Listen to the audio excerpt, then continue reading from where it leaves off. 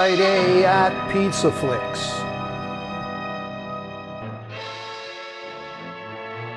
Tonight, it's the classic whodunit that marks the cinematic birth of super sleuth Philo Vance. Slipping into the shoes of the debonair detective is William Powell, while silent screen siren Louise Brooks sets the deadly plot in motion as a scheming showgirl with one too many secrets.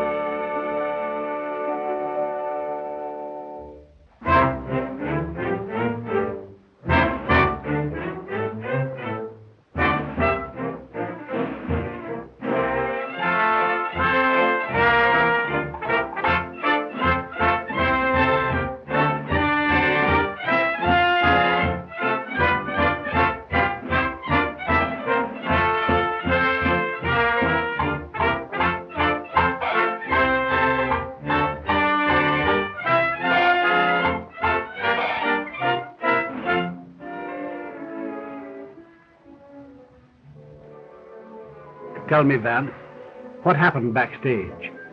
Were you able to see the Canary? No luck, Charles. She's about as hard to get out in her dressing room as she is in that swing.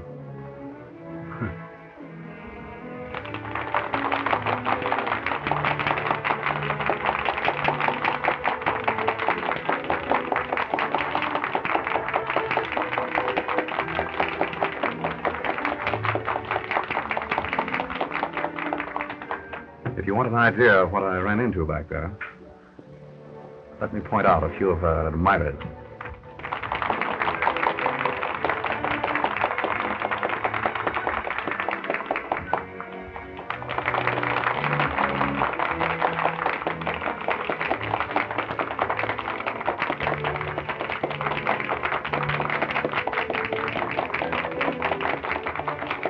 You see a man standing in the box opposite? Yeah.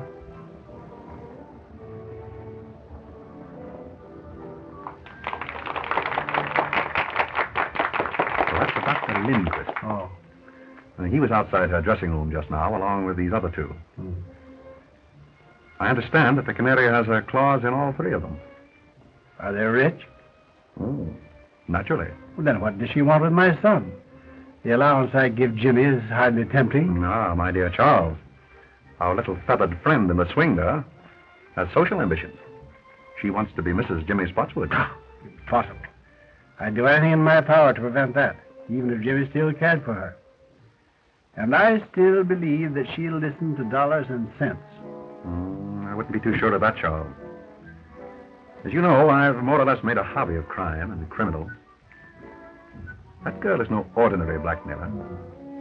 I'm firmly convinced that she'll stop at nothing to marry Jimmy. But Jimmy won't have her. I tell you, he has really come to his senses. Another girl? Yes. Well, you know her. Alice. Oh, yes, of course. A very nice girl, too. Yes, she is. Vance, I'm afraid that I'll have to use my own judgment in this matter. I'm going to see this Canary at her apartment as soon as possible. Well, very well, Charles. But, act quickly. Oh, I know you'll smile, but... You know, I have a strange premonition that the Canary is headed for disaster.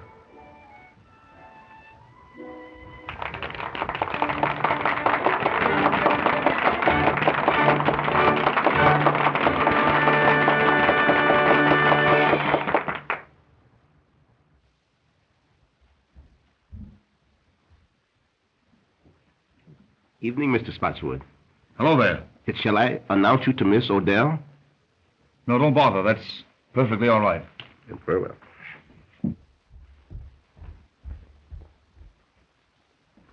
Jimmy! Alice. Jimmy, you were going to see the Canary again. No, I wasn't, dear.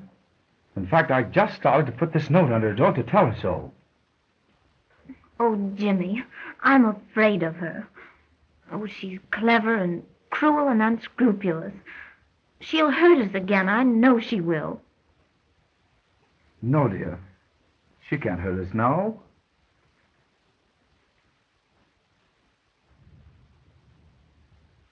Hey, boy, will you announce my name? Never mind. Yes, sir. Hello, Jimmy. Why, hello, Dad. Good evening, Alice. Good evening, Mr. Spotswood. You know, I'm delighted that you and Jimmy have made it up again. Thank you. You know, I'm going to try to show you that all showgirls aren't like, well, Like the Canary, eh? yes. Yes, I want to talk to her. Do you suppose she's home yet? I suppose so. No, Dad, you're a regular guy for helping me on this thing. You know, if the Canary ever came between Alice and me again, I don't know what I'd do. I don't know what I'd do. It's all right, Jimmy. I'll do everything I can. Shall I go along with you? No, I can handle this better alone. I'll send in my name now.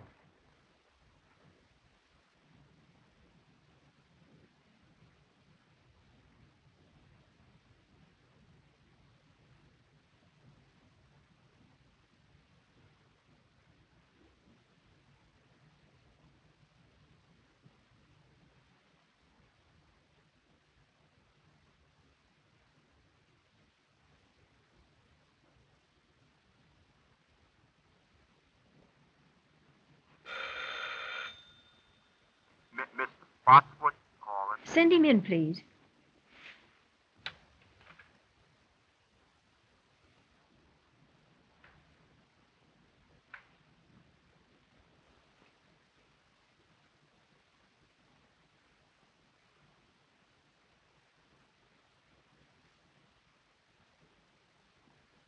Good evening, Miss Odell. Good evening.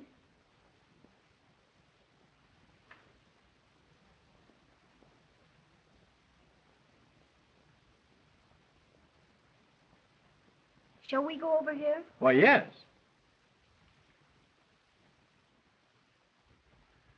Will you sit down? Thank you. Well, I don't think we need waste any time, Miss Odell. You know why I am here. How much? Nothing doing, Mr. Spotswood. I've decided to marry Jimmy. I'm afraid that marriage is quite out of the question, Miss Odell. Oh, you're sure about that, are you? I'm positive. Well, how would you like me to tell the world about Jimmy's embezzling from your bank? What? You heard me. You know, Jimmy has a weakness for writing letters, and I have a weakness for using. If Jimmy did write you a letter, you'll tear it up. Now, before I leave here.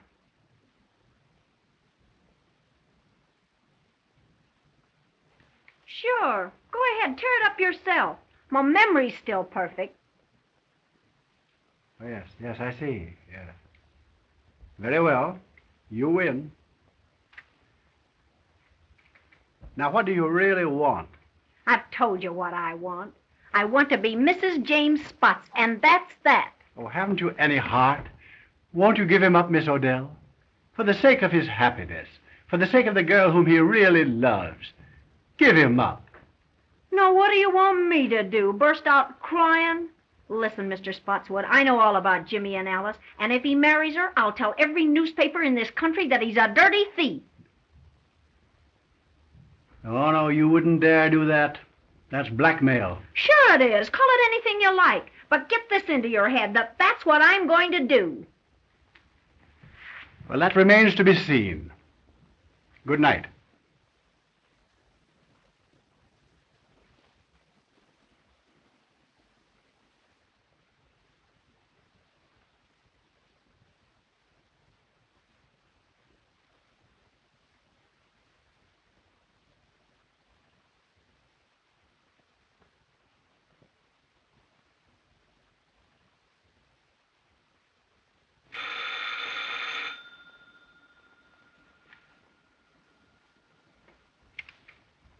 Mr. Cleaver, please. This is Mr. Cleaver speaking. Not the Mr. Cleaver, the great reformer. Yes. Well, this is your favorite weakness. Margaret! Don't get nervous, baby. I've got some news for you. Good news? Yes, darling, I'm going to marry young Spotswood. Well, well, well. May I send you my heartiest congratulations? You bet you can. But send them from Tiffany's. What's that? You heard me. And send me one of those fancy autographs of yours on a nice fat check.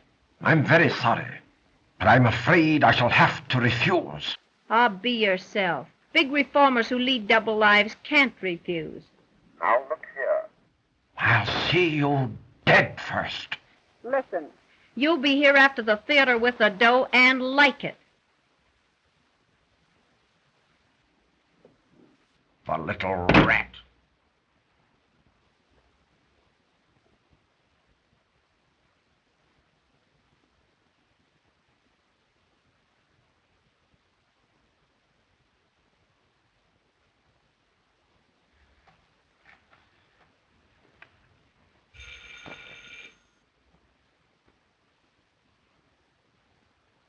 May I speak to Mr. Louis Mannix, please? Quiet, quiet, my wife.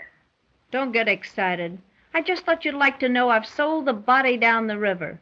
I'm going to marry young Spotswood. Splendid. yes, darling. And I've decided that you're the best man. Best man? Yeah, the best man I know of to kick in with a nice, handsome present in cash. Now, see here, you know I can't afford. What do you mean is, you can't afford to let the ball and chain know what a big-hearted Santa Claus you've been. Now, look here. I've told you what I'd do to you if you ever got to the wife. Forget that bunk.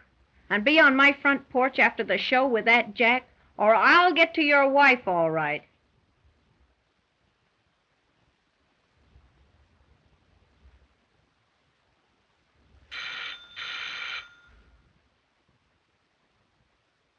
That's Dr. Lindquist speaking.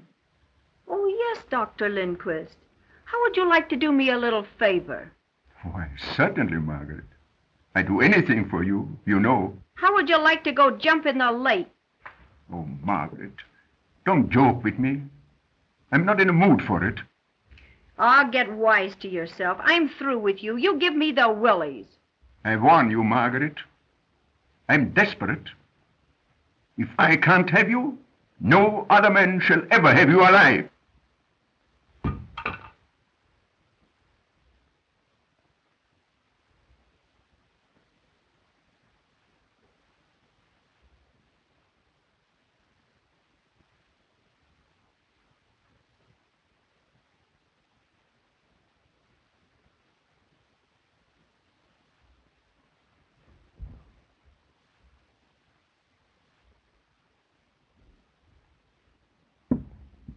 Tony, In person, baby. How's my little squaw? I thought you were still in jail. Well, I got tired of the big house, Mrs. Skeel, so I dropped in to see my little wife. I'm not your wife. How come? I divorced you 6 months ago. Yeah? Listen, baby. A little thing like a divorce don't mean anything to me. I heard you taking those suckers down over the phone. And I'm in and in on the works.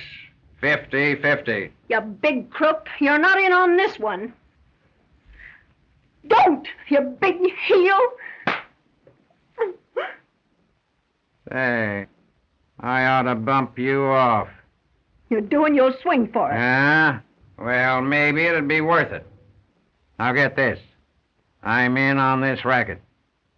I'll be back for my cut. Yeah? Try and get it.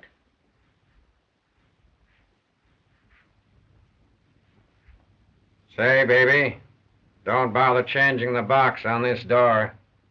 The lock I can't pick is still in Yale.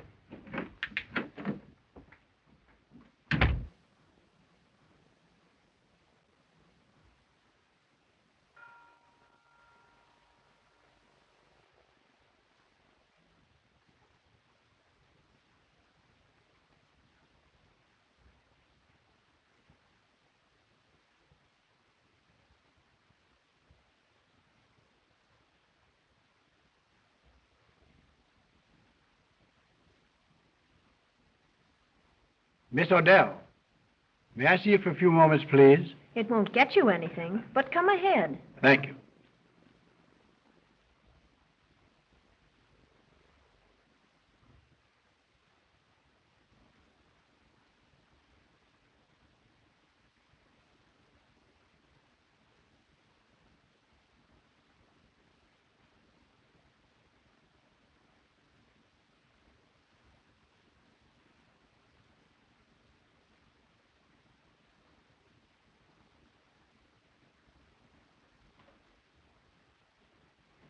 I have something to say to you, Miss Odell, which I believe will make you change your mind about Jimmy.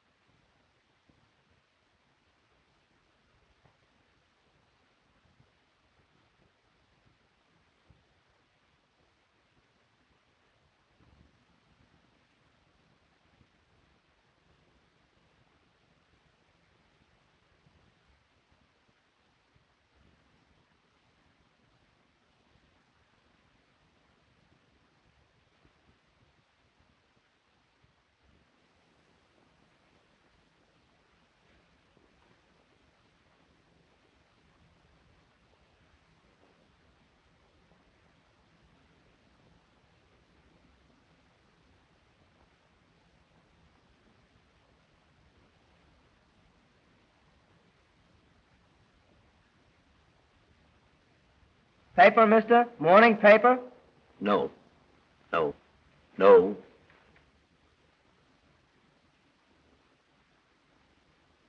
Thanks, mister.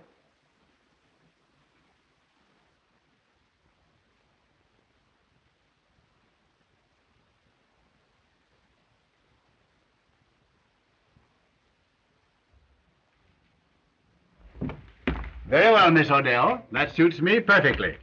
Take it over tonight, and I'll come for your answer in the morning. Good night.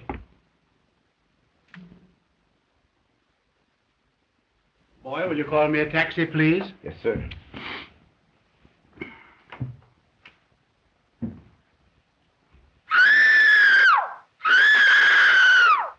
Well, what's that? Miss Odell!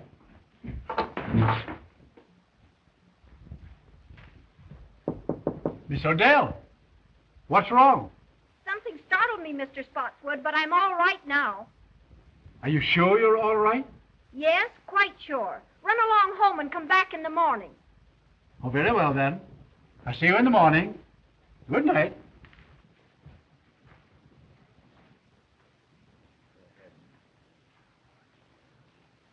Stuyvesant Club. Yes, sir.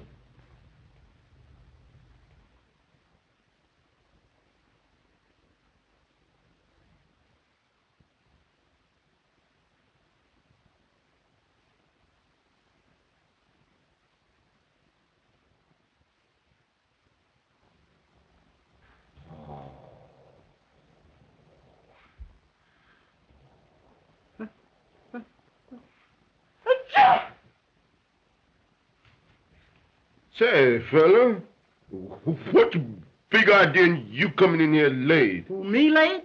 Yes, you late. Well, I've been here for an hour. I don't want that stuff. Well, I've been here... I beg your pardon. Mr. Spotswood, calling on Miss Odell by appointment.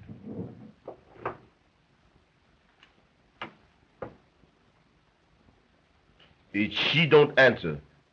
Has she gone out, do you think? I've been on all night. And you haven't seen her go out? No, sir. That's funny. Do you suppose she can be ill? But we may go and knock. Yes, let's do that.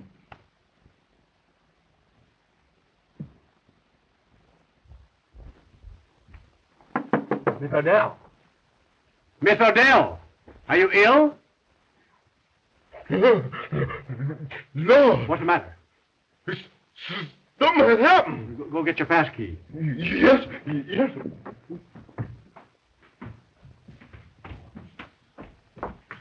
Say, fella, he's running to get a cop. And say, he gets get a big one, too.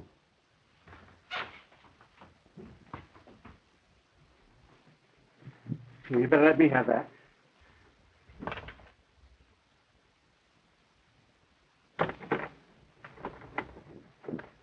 What's the matter here? Something's happening there, officer. Better take that key and go in.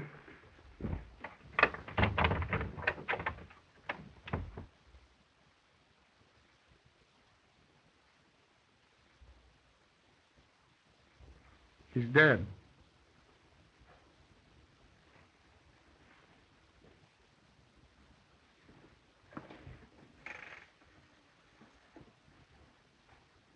Police headquarters, please. Patrolman Cassidy speaking. There's a woman dead at 184 West 71st Street. It looks like murder. Okay, Cassidy.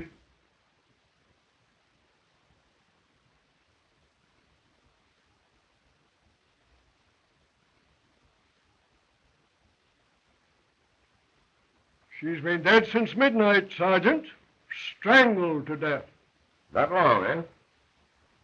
Sergeant, the district attorney just pulled up and he's coming right in. That's great. He's got that Mr. Philo Vance with him. Well, that'll be just dandy. Sherlock Holmes on the job again, huh? Heads up, boy. Good morning, Sergeant. Good morning, Mr. Markham. Well, hello, Mr. Vance. How are you, Sergeant? Fine. Haven't seen you since the Green murder case. Quite right. Oh, good morning, Mr. Spotswood. Good morning, Mr. Markham. Well, Sergeant, what does it look like? Well, Chief, it's just another clear case of robbery. All I can make out of it. Nasty business, Charles, huh? Oh, terrible. As you know, I was here last night to make my final appeal to her for Jimmy.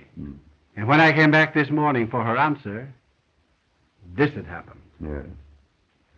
They'll probably want to keep you here for a few moments, Charles. Yes, I suppose they will. And by the way, I explained to the district attorney on the way down about Jimmy and the girl here. Oh, that's good. I'm glad you did that, Philo. You know, if I can tell you anything that will help... Well, perhaps later, Charles. Meanwhile, I'll have a bit of a look about. I don't think there's anything worth you looking at, Mr. Vance. It's a clear case. Robbery. She put up a battle and they wrecked the joint. I see. As simple as that, eh? That's it. Well, just the same, Sergeant, if you don't mind, I think I'll have just one little look. Surely, Mr. Vance. Go right ahead. Make yourself perfectly at home. Thank you, Sergeant. Excuse me, Mr. Policeman. When do we sleep? Now, you get this, sonny boy. You'll go for a long sleep unless you button up that big trap of yours. Yes, sir. Sergeant, Yes, Chief. any fingerprints? Well, so far, no. I'll tell you this job was done by an expert. It's perfect. Yes, that's just the trouble. What's that? It's too perfect. Well, that's a little over my head, Mr. Vance. Just what do you mean by too perfect? Well, Sergeant, what usually happens when a heavy lamp like that is knocked off a table? Well, I don't know, but I'll bite. What does happen?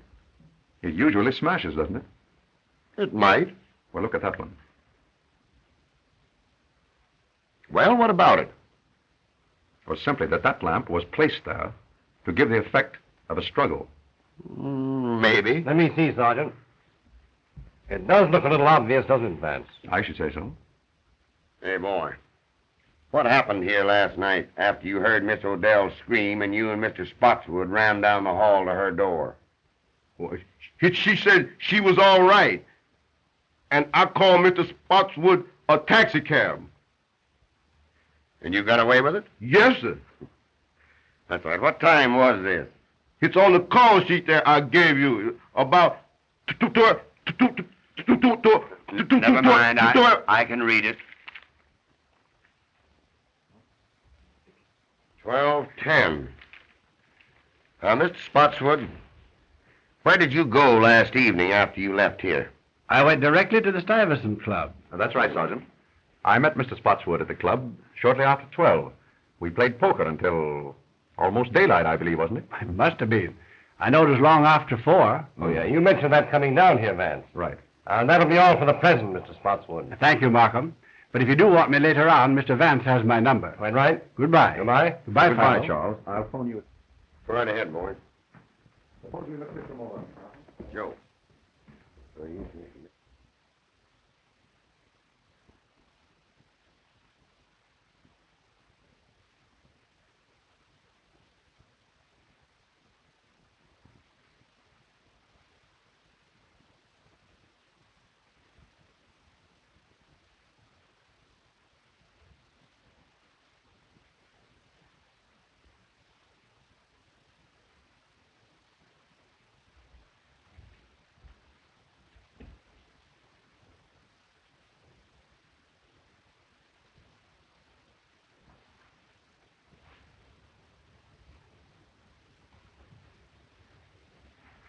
Oh, Sergeant, would you step over here for a moment, please?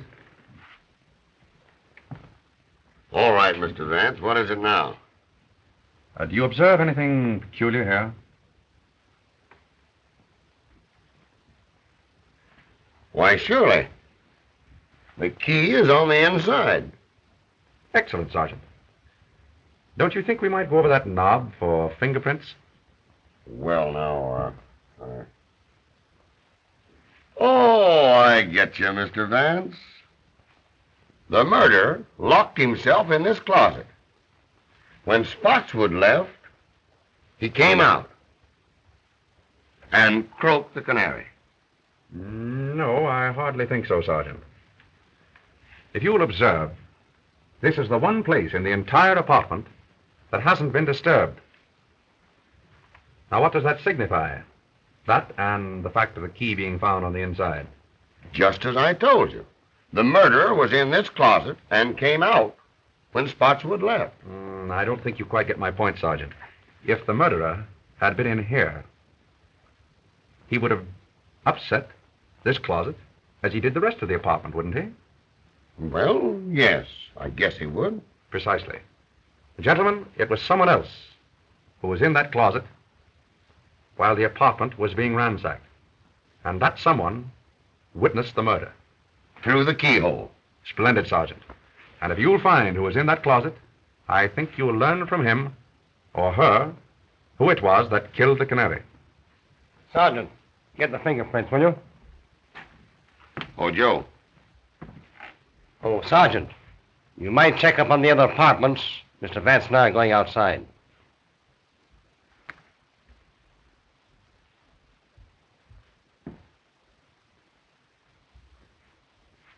You, come here. Yes, sir.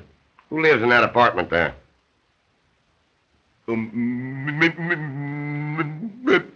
Miss Alice LaFosse. Isn't she the dame that had the battle with the canary the other night over young Spotswood? All right, all right.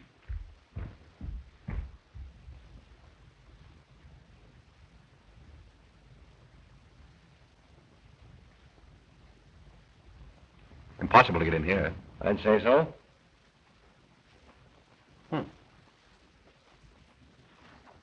what's this?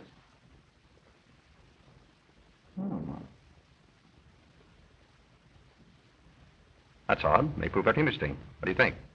I see, Miss LaFalce. I see. But you and the Canary had a fight over young Spotswood, didn't you? Why, yes. We did have a fight. You see, she took Jimmy away from me and got him into trouble. But that's all over now. Jimmy and I made it up just day before yesterday. You didn't see young Spotswood last night, did you? Why, yes. He brought me home from the theater. Uh-huh. So he was hanging around here last night, was he? Yes, but he was with me until after 1 o'clock. Now, wait a minute, and then lady. Wait a minute. You save your alibis till we get you down to headquarters. Go slip on your things. Why, look, you don't think that... Put 'em on. Oh, Mr. Vance, I'm frightened. Well, now, don't you be worried, Alice. Just you do as the sergeant says. All right.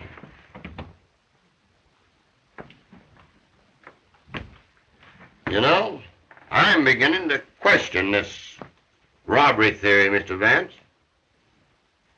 You and I were right. Oh, yes.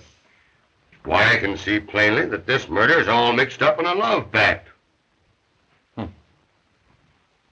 You know, Chief, I think we'd better round up this young Spotswood and give him the works.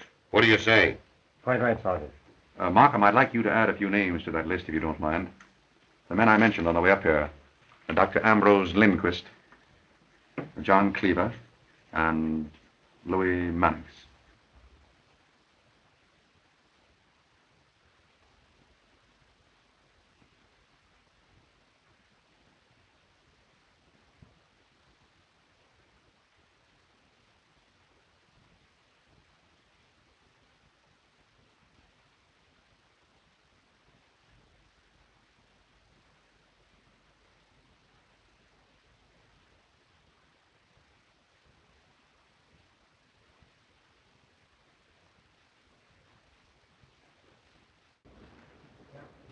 Well, young man, what do you know about what happened at the Canary's apartment last night? Nothing. But look here, sir. That has nothing to do with Alice. I mean Miss LaForce. The papers say the Canary was murdered before midnight. And I tell you we were together the whole time. It isn't fair to hold her. You haven't the right. Now, Jimmy, don't get worked up. Everything's going to be all right. Why not interview the others first, Markham? Very well. Gordon, take Mr. Spotswood out in the other room and hold him there. I'll talk to you a little later, young man.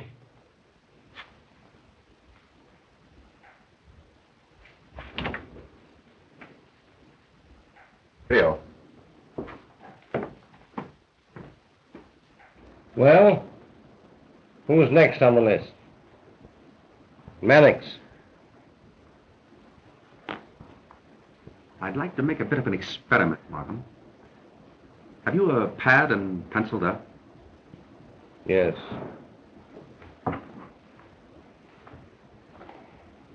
There you are. You have that newspaper handy? Yes, right here. All ready? All right.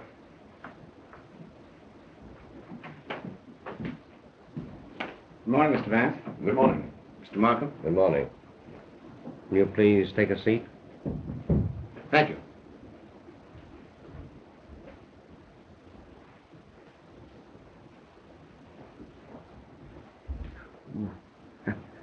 Sorry. Mr. Mannix, there are a few questions I'd like to ask you. Questions? What about? I don't know anything about this. It was a great shock to me. What was a great shock to you? Right. I thought perhaps you were going to ask me about the Canary. Exactly. You read my thoughts, Mr. Mannix. Did you ever see that necklace before? Why, yes. Fact is, I gave that to Canary. Little token of esteem. Nice girl, the Canary. I'd met her once or twice. Casual acquaintance. Rather an expensive gift to give to a casual acquaintance, isn't it? Do you know that the Canary was strangled with that necklace?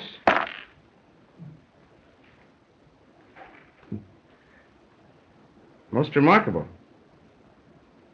Unfortunate, I should say.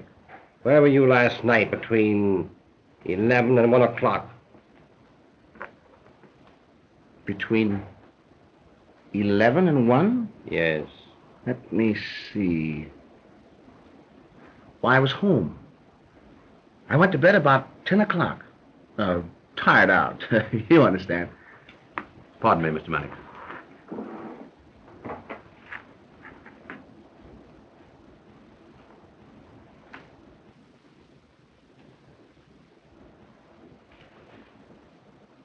Any comment to make, Mr. Mannix? Odd habit of mine, drawing triangles. Mr. Mannix, if you were in your bed last night at 10 o'clock, how did you manage to drop that newspaper just outside the Canary's apartment? That edition isn't on the streets until 11.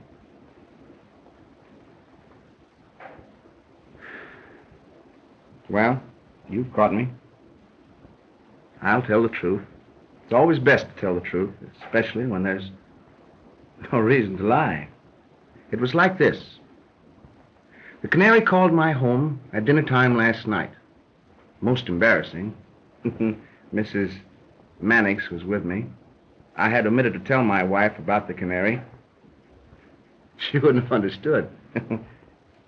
The Canary told me that she was going to be married and wanted to see me.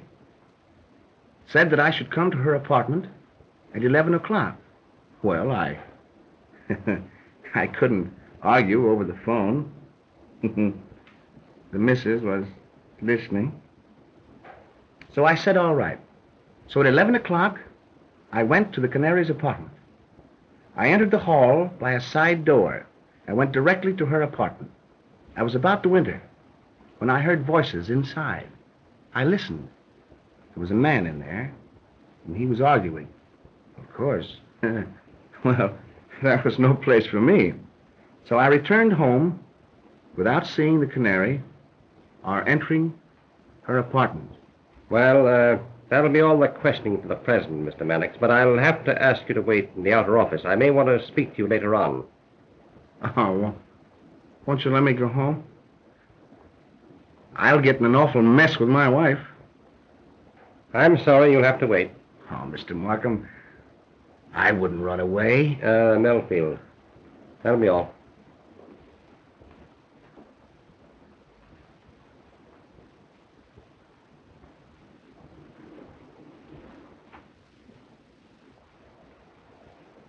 Mr. Markham, you got to help me square this with my wife.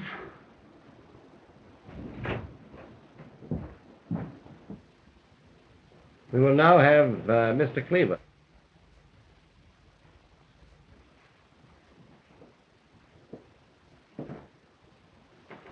Good morning, Mr. Cleaver. Good morning, Mr. Markham. Can I do anything for you? Will you please have a seat? Mind if I smoke a cigar? Oh, please do.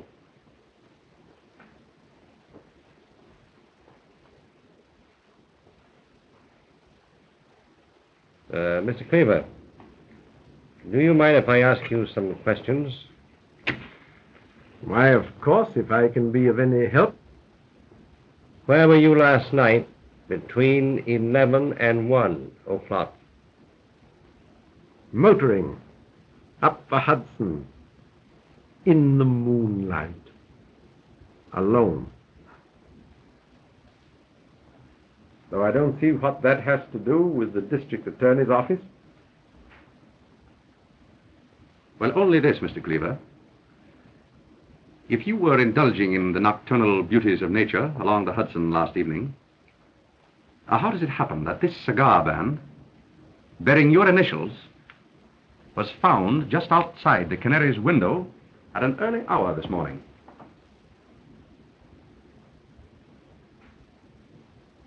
Well, if I was passing the Canary's apartment, you can't twist that into a crime. Oh, then you did pass her apartment. Why, yes, I've nothing to hide. It was about dinner time last night. The Canary phoned to me. Oh, of course, my acquaintance with her was wholly in my line as social reformer. I'd hoped that she was going to leave her immoral life and marry and settle down and be a good woman. And you kept the appointment? Yes. Yes and no. I was a little late. I arrived at her apartment about a 11:45 or thereabouts. I waited for a minute outside her window to light a cigar. Then I glanced down to the side entrance to the building. And who should I chance to see but Dr. Lindquist? He was behaving in a very peculiar manner. Seemed to me very queer, very mysterious. I didn't like it, so I made up my mind not to see the Canary again. And I turned, walked back home. Now, that's all I can tell you.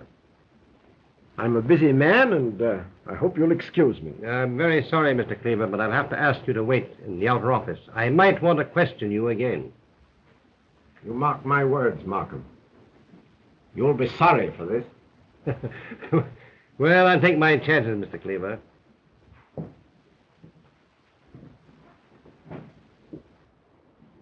Charming fellow, Cleaver. Yeah, rather. By the way, Vance, I didn't see you pick up this cigar band in front of the Canary's apartment this morning. I didn't. Where did you get it? From your wastebasket. Wastebasket? Cleaver dropped it there when he entered. I took a chance on his not remembering that. It seemed to work. Well, I'll be... Very good. Dr. Lindquist. Go. Come on, Doctor. Take your hand. Hey, Chief. We caught Dr. Lindquist just as he was leaving town. That's a lie. I was on the way to a patient. Won't you please sit down, Doctor? I'd like to ask you a few questions.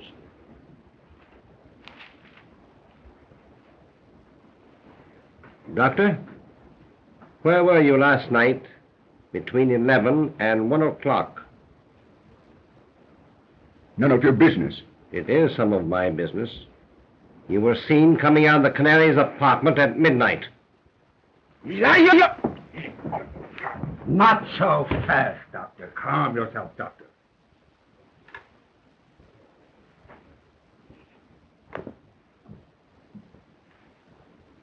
I'm sorry. I lost my temper.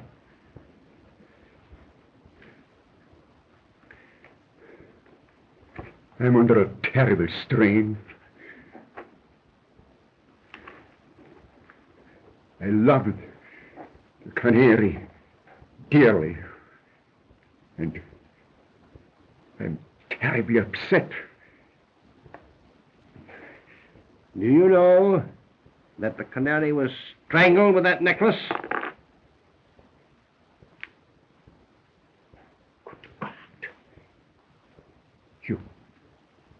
You don't accuse me?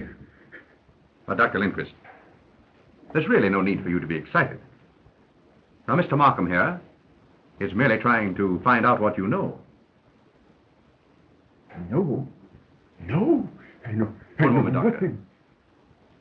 Markham, don't you think that we might postpone the interview with Dr. Lindquist for a while? Why, what? Very well. That'll be all for the present, Doctor. I'd like to have you remain in the outer office.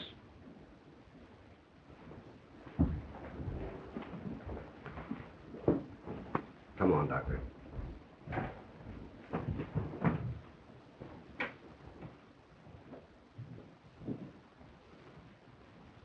What was the idea, Vance? We had him where he was about to tell us everything. Well, on the contrary, Markham, in his present extremely excited condition, I very much doubt if he would have told us anything. I do think, however, that if we give him a chance to cool off a bit, he's very likely to tell us the truth. Well, perhaps you're right. Good morning, Sergeant. How are you, Sergeant? Good morning, Chief. Hello, Mr. Vance. Take a slant at those. There's the Canary's jewels. They were found in an ash can about a block from her apartment this morning. I guess that kind of disproves the robbery theory. We were right, Mr. Vance. I say we were right. Oh, yes. Yes, apparently we were, Sergeant. Now it's up to us to find another motive. Yes, quite right, Sergeant. You know, Markham, I've been thinking this over all morning. And I believe that I can come pretty close to the psychology of the man who committed this murder. I believe that I can pick him out from that list of suspects, if he's among them. However, it will require a bit of an experiment. Now, what is in your mind? Well, I'd like to use that conference room of yours there for a friendly little game of poker with your suspects. Well, now, that's a cute idea. Just what is your idea, Vance? Well, just this, Markham. A man's true nature always comes out in a game of poker. Now, I know the type and the temperament of the man who murdered the Canary. And in a game of poker, I believe that I can come pretty close to putting my finger on him. That's a new way of catching crooks. Take it easy, Sergeant, will you please? Well, go ahead, Vance. The experiment can do no harm. Quite right. Now, I'd like to have the sergeant's help. Well, I'd be very glad to help you, Mr. Vance. As long as you don't try to hang the murder on me. Sergeant, will you take Mr. Vance's orders, please? Okay, Chief.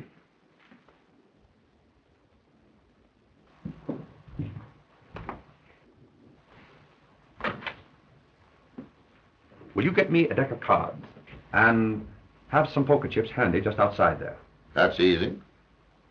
Then bring in the suspects and impress upon them that they may be detained here for quite a while, possibly 2 or even 3 hours. Well, that's okay, Mr. Vance, but how are you going to get these suspects into this poker game without it appearing phony to them? Well, Sergeant, I rather think that the power of suggestion will take care of that. Oh, power of suggestion. Exactly. Now, Sergeant, look in from time to time. And when I pull my handkerchief from my pocket, so, break up the game by telling them that they're all free to go home. Understand? I get you. But when you release them, I'll have my boys tail them. Very good, Sergeant. And Mr. Vance, here's to the power of suggestion.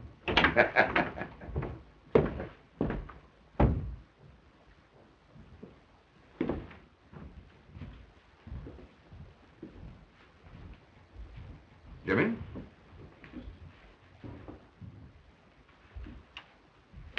Now, gentlemen, you're liable to be here for 2 or 3 hours. Perhaps longer. That's outrageous. Just make yourselves at home. Hey, you know, this is going to get me in an awful mess with my wife. That is of no interest to me, sir. I'm sorry. What's the idea, Mr. Vance? Well, what are they going to do with Alice? Now, Jimmy, don't you worry. Nothing's going to happen to Alice. Say, Mr. Vance, you know, this is going to get me in an awful mess with my wife. My wife's a wonderful woman and all that, but sometimes she just doesn't understand me. The last time I was a little indiscreet, it cost me a fur coat. I hate to think what this is going to cost. So don't you think if you put... Oh, I beg your pardon, I'm sorry. Mr. Vance, you haven't got an extra pack of cards, have you? I'm sorry, Mr. Mannix, but you're welcome to these. Oh, no. Thanks, just the same. I wish we could play a little cards. Say, that's a good idea. How about poker? I'm agreeable. What about the others? Dr. Lindquist? Oh, anything to pass the time. Mr. Cleaver? Well, as a rule, it's against my principles. But I suppose on an occasion like this one can relax a little. Just draw up chairs, gentlemen. Thank you. Sergeant, how about some poker chips? Surely.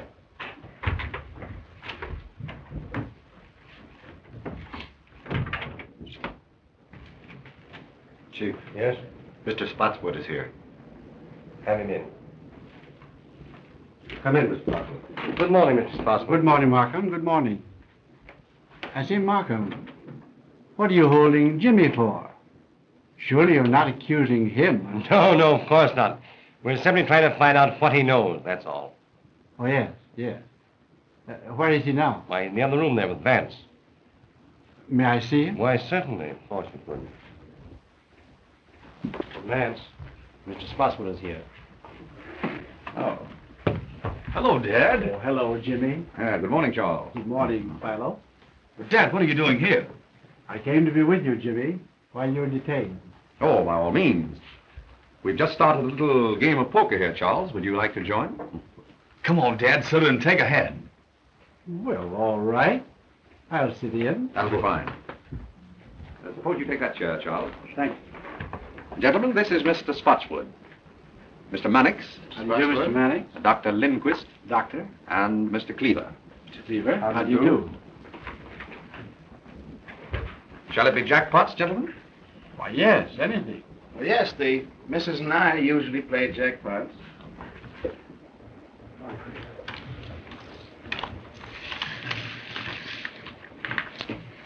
Cards?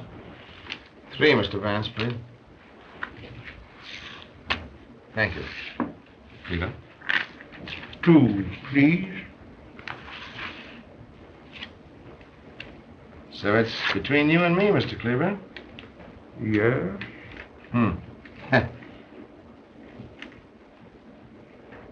I'll bet a white one.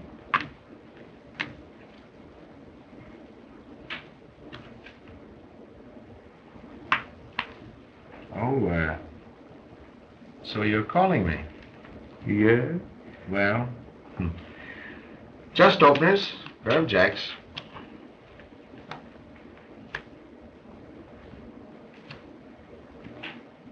Three aces. Oh. So you called a one-chip bet with 3 aces.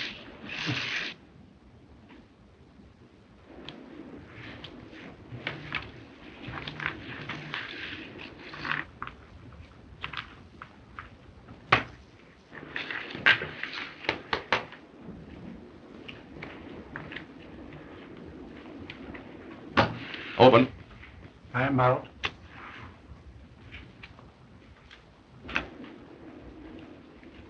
Dealer passes. How many, Mr. Vance? 2 cards, please. Mr. Mannix? I think I'll play these.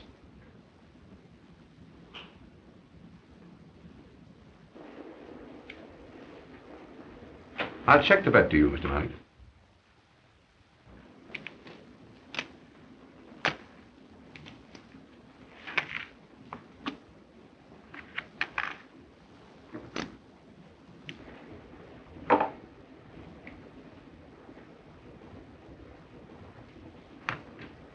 Calling.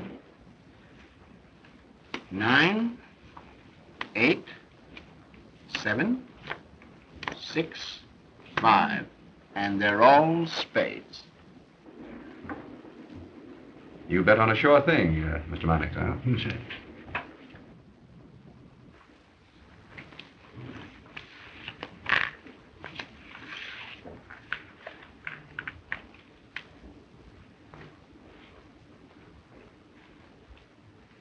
I open for 1. I'll stay. Oh, let's make it a little more interesting. 10 more. Well, that lets me out. I'm out. And me. I'll stay with you, Charles. Cards, gentlemen. 3 for me, please. 1, 2, 3. Mr. Spotswood? I have plenty.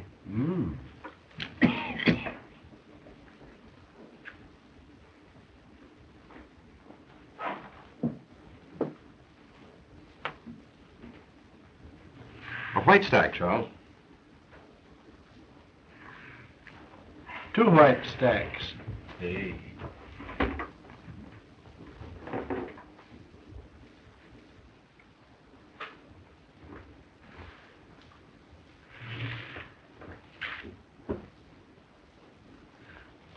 Up 2 chips, Charles.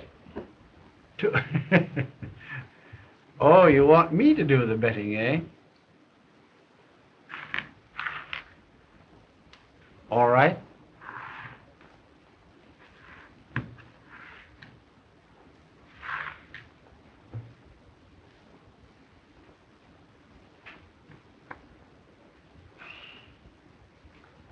I'm afraid I'm overcome by curiosity. What have you? 2 deuces. They're good. They're what? Well, why the philanthropy, Philo? Well, I had ace high.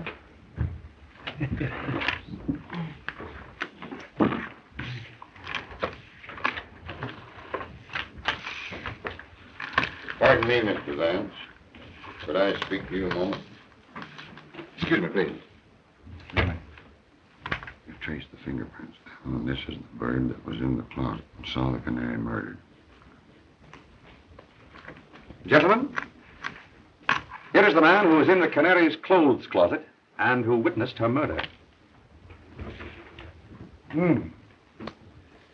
Well, I shouldn't like to be the man he saw. Thank goodness he didn't see me through the keyhole. So that man witnessed a murder.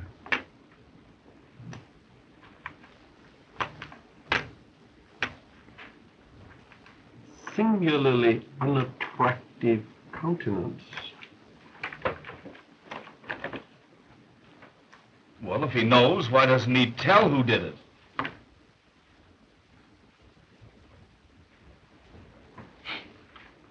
Gentlemen, I've been instructed by the district attorney to inform you that you're all free to go home.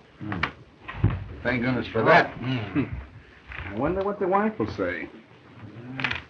Has anyone a fountain pen, please? There's mine. Oh, thank you, Jimmy. Sorry. Now, what I didn't tell you about this bird, Mr. Vance, in front of the others, is that he phoned in and said that he'd be in the district attorney's office tomorrow and spill the whole works. He says that he saw the guy that croaked the canary, and he'll come in and tell us who it was. Now, we haven't been able to locate him yet, so I guess we'll just have to wait.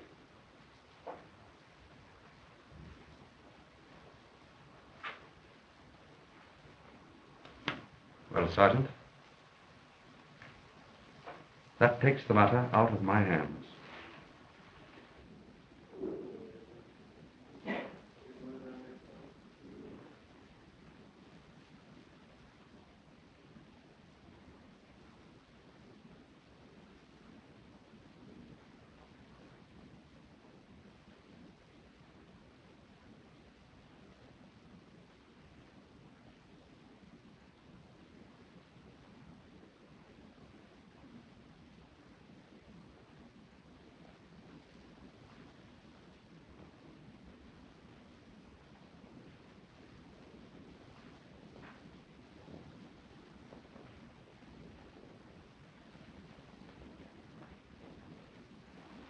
Markham, there can be no doubt of it. The same person who strangled the canary strangled Skeel. This new murder was done to cover up the first. Skeel was obviously blackmailing the canary's murderer. He threatened to inform the police of what he had seen through the keyhole of the closet. And when the murderer learned yesterday at the poker game that the police knew who had been in the closet. He put Skeel out of the way at the earliest possible moment. I believe you're right, Vance. Oh, my.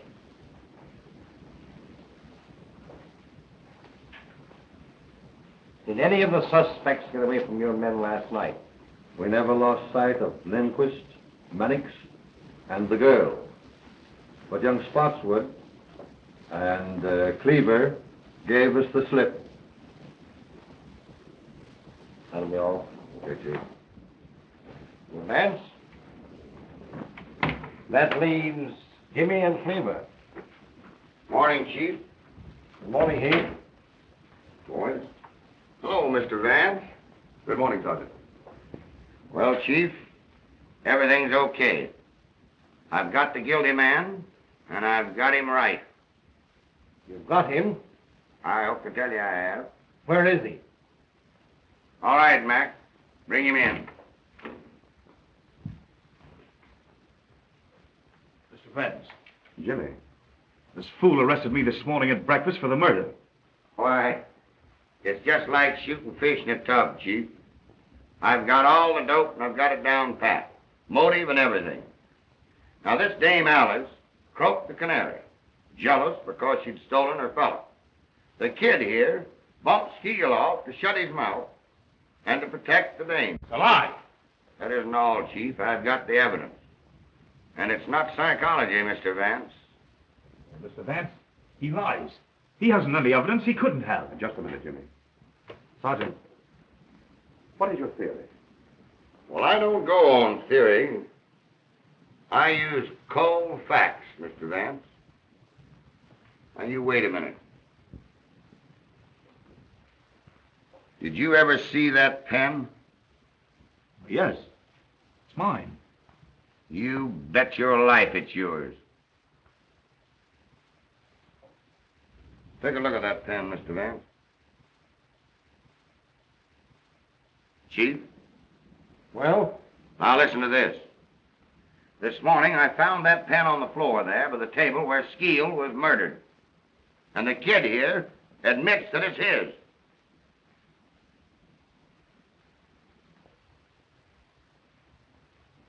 Well, young man, what have you to say?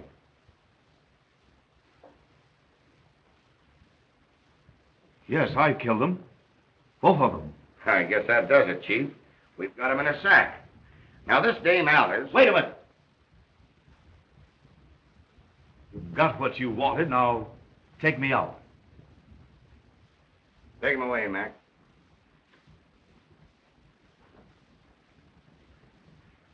Well, I'll see you later at the office, Chief. All right, Heath.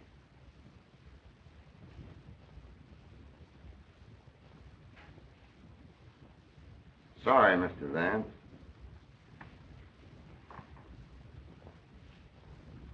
Well, Vance, I guess that closed the case. No, Markham, it doesn't. What do you mean? I mean that the boy is not guilty. Well, that's nonsense. Not nonsense, Markham. Because I know who is guilty. Come now, Vance, I tell you, Markham, I know. And inside of 1 hour, you'll know too.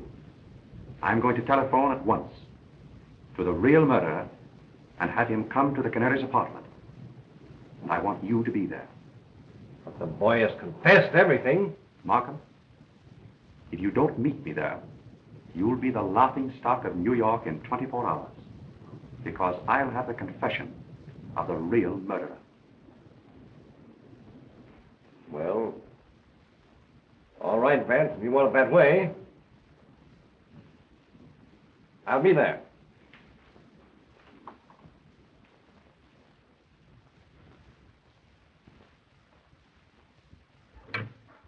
Number, please. Bayview 2121. Bayview 2121. Yes, please.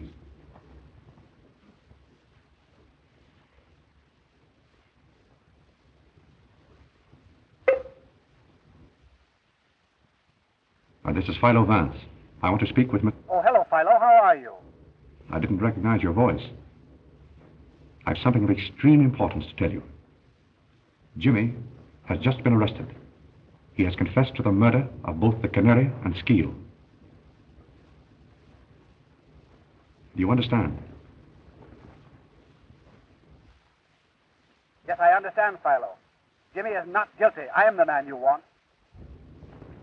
How soon will you meet me at the Canary's apartment? It'll take me almost an hour to get in from the country, but I'll be there. Good.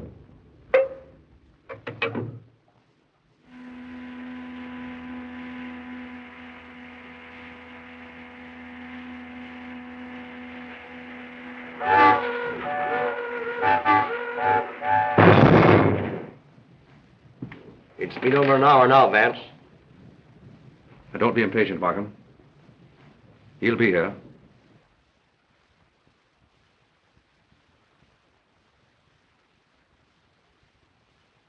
Who is it you're expecting? You wouldn't believe me if I told you. And I must admit that without his confession, I haven't a shred of real proof to offer you.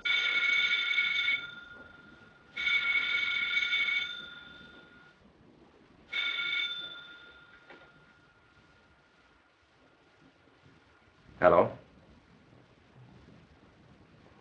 Yes? This is Mr. Vance speaking.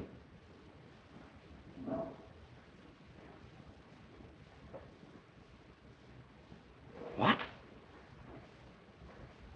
Yes. All right. What is it, Vance? Spotswood has just been killed in a motor accident. Spotswood killed?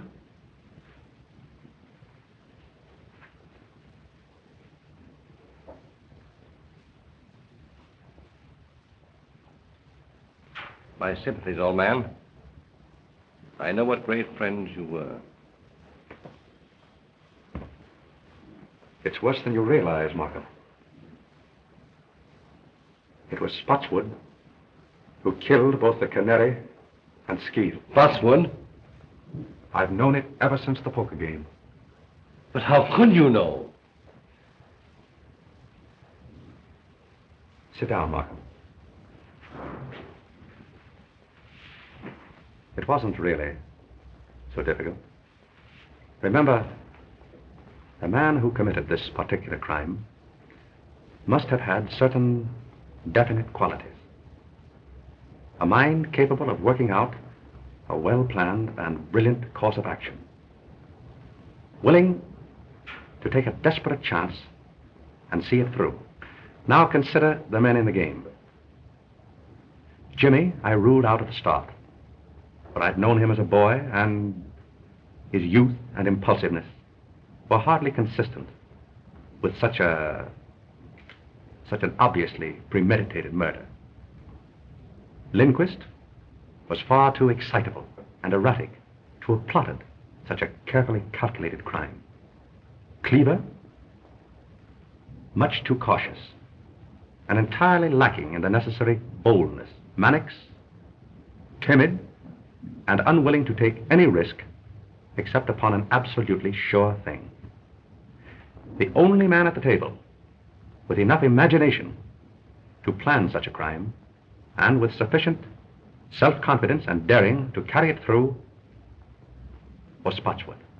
When he held a pair of deuces, refused to draw to them, and bet every chip he had on the chance of bluffing me out, the realization suddenly dawned upon me that he was the murderer. For he was the one man of them all psychologically fitted for such an act. But how about finding Jimmy's pen in the Skeel apartment? I borrowed Jimmy's fountain pen after the poker game. My hypothesis is that in the confusion, Spotswood put the pen into his own pocket, and that Jimmy saw him do it. That is why Jimmy made his confession, to shield his father. Yes, but against all that theory, Vance, we have certain definite facts. Now, for instance, Spotswood left the Canary's apartment while she was still alive. He talked to her through that door. The hall boy, looking through the keyhole, saw the canary lying on this sofa smoking a cigarette. Spotswood then went away and spent the rest of the evening with you. True. And yet I know he committed the murder.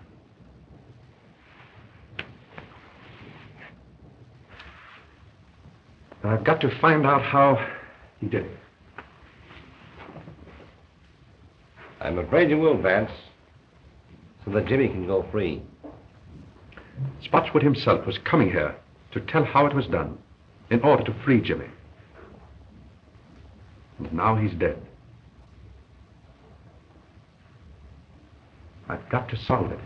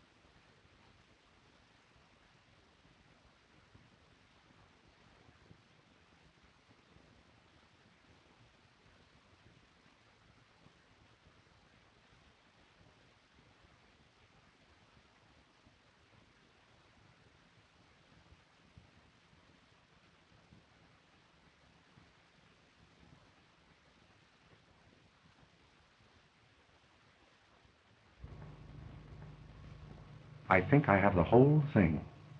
Now follow me closely. The canary was lying there. Spotswood, let us say, was standing here, making a final plea for his boy, which met with an absolute refusal. He walked around to the head of the sofa. Suddenly, he clapped his hand over her mouth, and with his other hand, caught her necklace. And before she had a chance to cry out, he strangled her. He then proceeded to set the stage, to make it appear that the crime had been committed with robbery as a motive. He stripped her jewels from her and placed them in his pocket. Then, he took a cigarette from that box and lit it. He laid her hand here, placed the cigarette between her fingers, so that in case anyone should look through the keyhole of that door there, it would appear as if she were lying here smoking. He then overturned the entire apartment to make it look as if a burglar had ransacked the place. Now just step over here, Markham. He came to this closet door, but he couldn't open it. Skeel had locked himself in, though Spotswood didn't know that. And Skeel, through the keyhole, saw everything that Spotswood did. That accounts for the orderly condition of this one closet when everything else in the apartment was ransacked. And that, Markham, was the technique of the crime itself. But that doesn't account for the fact that... Just a minute. I haven't quite finished. I want you to go out into the hall and stand at the desk where Spotswood stood when he ordered his cab. Very well.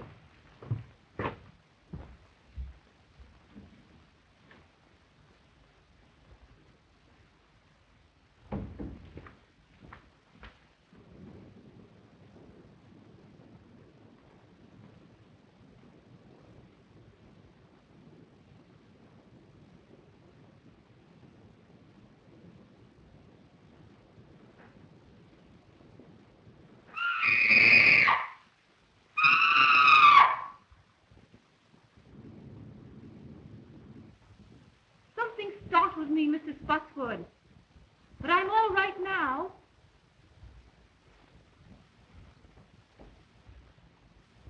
Yes, quite sure. Run along home and come back in the morning. You understand now? This record was Spotswood's alibi. Undoubtedly, the reason he returned here the next morning was to get it back. But he was prevented by the arrival of the officer who entered the apartment with him. The Canary was dead, and the scream issued from the apartment that night. She was dead when she apparently spoke to Spotswood through the door. But what clue led you to the phonograph record?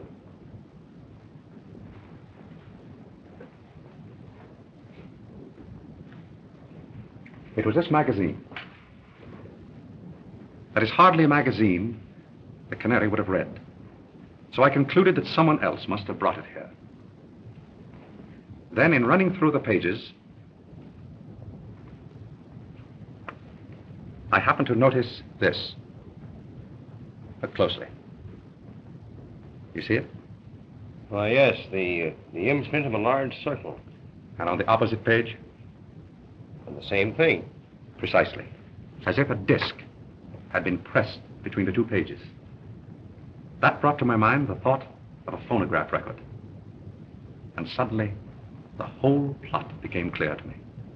It was the only way that Spotswood could have committed the murder and have produced a voice in the apartment after the Canary's death. But I can't understand how he could have reproduced the Canary's voice.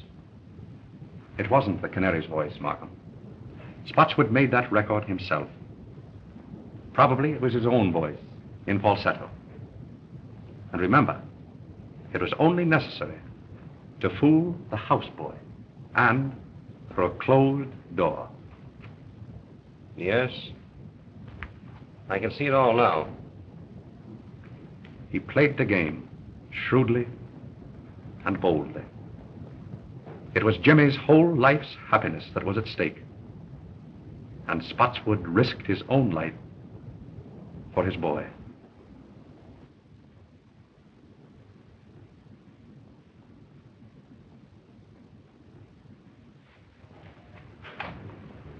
Goodbye, Mr. Vance.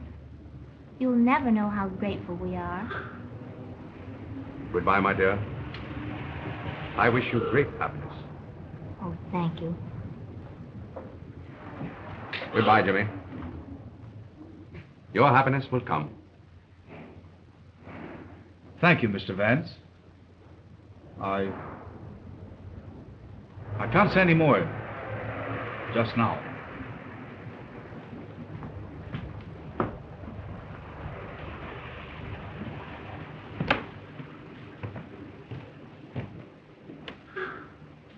Well, Mr. Vance?